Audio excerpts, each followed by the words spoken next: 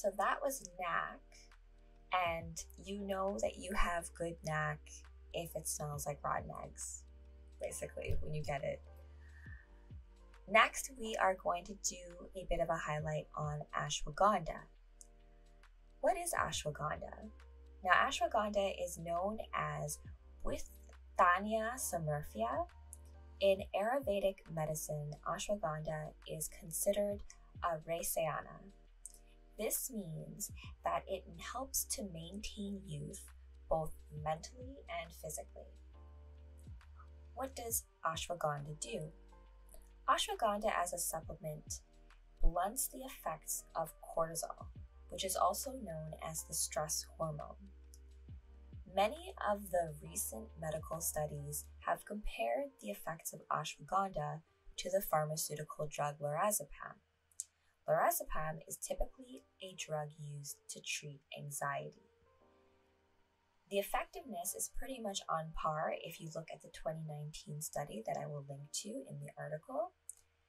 It's interesting to note that doctors still need more proof before prescribing ashwagandha or suggesting ashwagandha instead of lorazepam, but I invite you to make your own conclusions. In terms of the benefits of ashwagandha, pain relief seems to be one of the main positive benefits to supplementing with ashwagandha.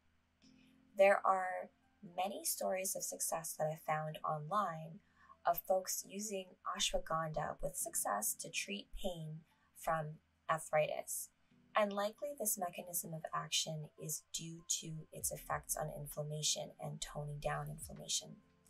Cortisol and stress and inflammation, all of these things work in a way to produce stress and fluffiness in your body functioning at a less than happy optimal level because of all of the stress and these excess hormones causing your body to go out of balance. And so ashwagandha helps to mitigate the effects of this stress, which is why it can be considered, from a definition standpoint, more of an adaptogen as opposed to a neurotropic, in my opinion. Let's get into some supplementation do's and don'ts. I relate the creation of a supplementation practice for an individual to the creation of an astrological birth chart. Every chart and every individual will have very specific needs, a very specific constitution, and as such, I cannot recommend every supplement blanket-wise to everyone. And as much as we love both knack and ashwagandha, it doesn't necessarily mean that both those things are exactly right for you. There are a host of benefits for each of them. There are very little side effects for knack, which is why I wrote an article about why it was very interesting that the FDA was trying to ban knack. You can read more into that in the link below. As it comes to ashwagandha, there was some controversy with ashwagandha as it came to testosterone, because I believe that instead of testosterone, ashwagandha was the supplement or ingredient that was being used.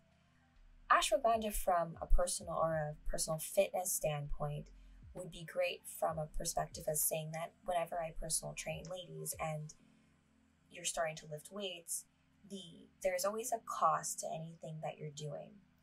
And so with training, you do release stress and cortisol and inflammation as a result of training itself.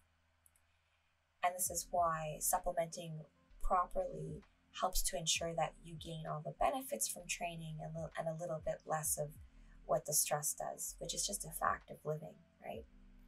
The biggest piece of advice I have in terms of a don't is to don't just take the marketing shtick at face value and read the labels properly before buying.